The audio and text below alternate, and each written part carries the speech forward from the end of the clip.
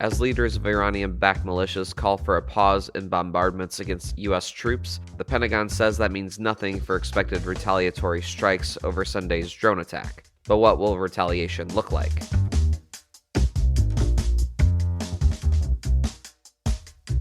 Produced by Defense News and Military Times, this is the Early Bird Brief. Each morning we bring you the defense and national security news of the day. Iran-backed militias are responsible for these continued attacks on U.S. forces, and that we will respond at a time and manner of our choosing.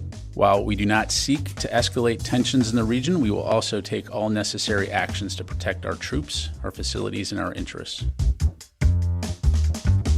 What does this all mean for defense and security? You'll find out.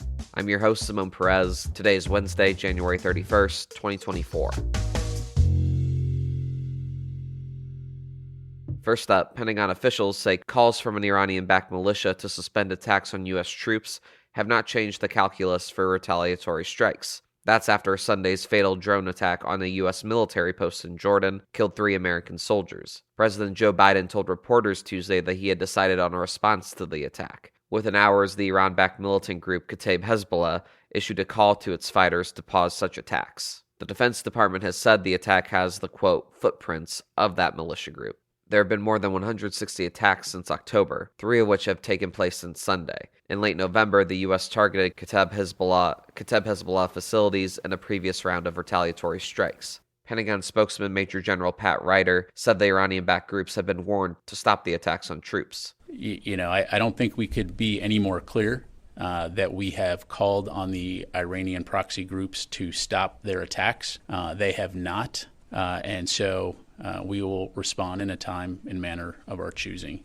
Sunday's fatal attack on the Tower 22 base in Jordan was the first to result in serious injuries and death. 3 U.S. soldiers were killed when a drone struck a barracks building on the base, while 8 were airlifted to Baghdad for treatment. 1 service member is in critical but stable condition. While it remains to be seen whether attacks in Iraq and Syria will cease, there has been a small pause in attacks from Houthi militants since Sunday. Another important story today, the U.S. is working on a new wartime response plan that would affect how ships and crews prepare and deploy for combat. For more on this, naval warfare reporter Megan Eckstein breaks it all down for us. So Megan, thank you for coming on today. Could you first just remind listeners what kind of naval assets are currently in the Red Sea area? The U.S. Navy has had 3 main groups of ships deployed to the Middle East region.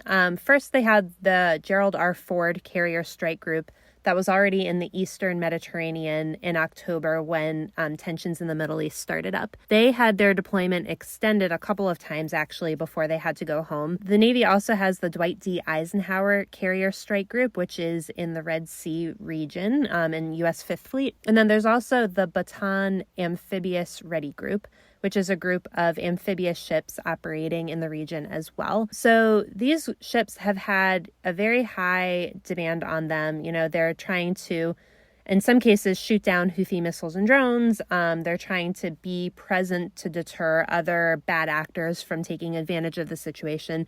And they're also on hand in case there's any emergencies, any embassies that need to be evacuated or things like that.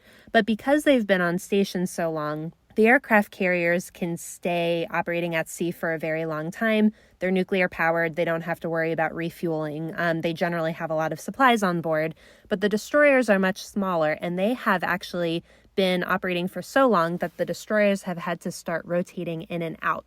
So this is where we're seeing that even sort of a conflict with a lower end adversary, the Houthis aren't as sophisticated as somebody like Russia or China, but even an extended conflict with a lower-end adversary does take its wear and tear on these smaller ships. They're having to take a knee, if you will, and take a break, do maintenance, let the crews rest a little bit, and then come back into the fight. And now the commander of U.S. Fleet Forces Command is working on plans for a sustained wartime operations for naval assets in the region. What does that new plan look like? Yeah, the head of U.S. Fleet Forces Command, Admiral Daryl Caudle, is looking at creating a global maritime response plan. And this is sort of acknowledging that if there were to be a conflict, if the Navy needed to send more ships and airplanes and submarines forward, obviously they would take advantage of whoever was already in theater, but they would need to perhaps shorten maintenance periods. If a ship was already in maintenance, how can you quickly button it up and get it out the door? If ships are in their training phase, how can you make pre-deployment training faster? That way they're potentially ready to go on a quicker timeline if they were called into a fight. And so this Global Maritime Response Plan is really taking the normal process of generating forces that can go on deployments and saying, how could we hasten this if we needed to? That way, if a fight were to occur, we can take ships that are almost ready, get them deployment ready very quickly, and get them out the door.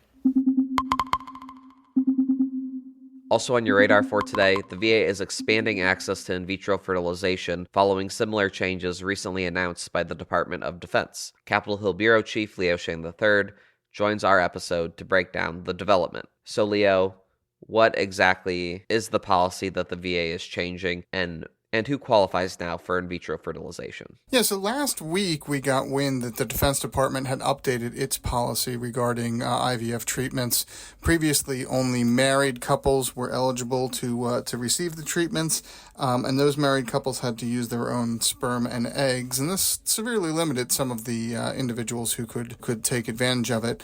Defense Department announced that they after a lawsuit, they would be changing their policy to include unmarried couples, single individuals who were interested, and in another big move, allowing donated sperm and eggs for individuals who may be injured or who just need that extra medical assistance. So that was hailed as a pretty big move. It was expected that VA would probably follow suit, but VA at the time had said they were still reviewing the policy. Now, in a press conference, VA Secretary Dennis McDonough on Tuesday said, yes, they are going to follow DoD. The timing is still to be worked out, but they will make sure that VA's policies link up with the DoD policy so that unmarried couples, single individuals will be able to take advantage of those services as well. So I found that interesting, Leo, that the VA followed along with the Department of Defense's decision. How common is that for the VA to follow the Pentagon's lead? Yeah, there's a lot of coordination between the two departments, but this is a little unusual. They don't usually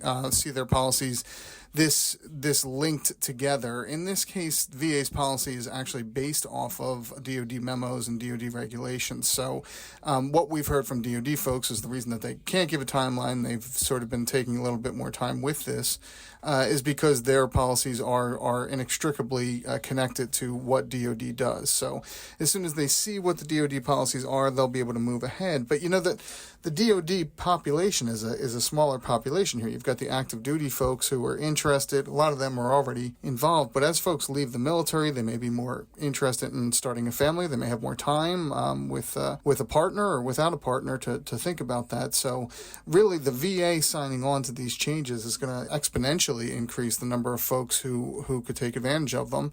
And it'll be interesting to see just how wide that VA policy goes.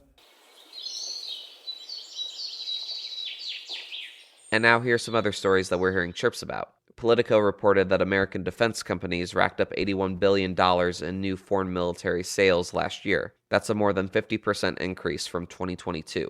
The Hill reported that a group has asked the Supreme Court to block race-conscious admissions policies at the U.S. Military Academy at West Point. The group, Students for Fair Admissions, led the legal challenges that eventually led to the end of affirmative action at American colleges and universities last year. The most recent Medal of Honor recipient died Sunday after a lengthy battle with cancer. Army Captain Larry Taylor was 81.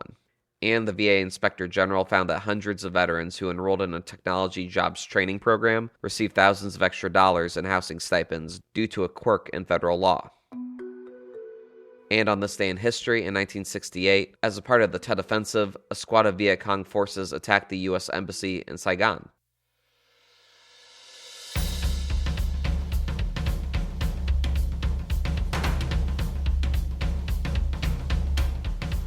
That's it for us this morning. To get more top stories and breaking news, go to defensenews.com/EVB to subscribe to the Early Bird Brief newsletter. Please give us a like, rating, and a comment wherever you get your podcasts, and be sure to follow us on social media at @defense_news and at Military Times. The Early Bird Brief is hosted and produced by me, Zimone Z. Perez. Today's episode featured stories by Megan Myers, Megan Eckstein, and Leo Shane III. Our editor-in-chief is Mike Bruce. Have a great day.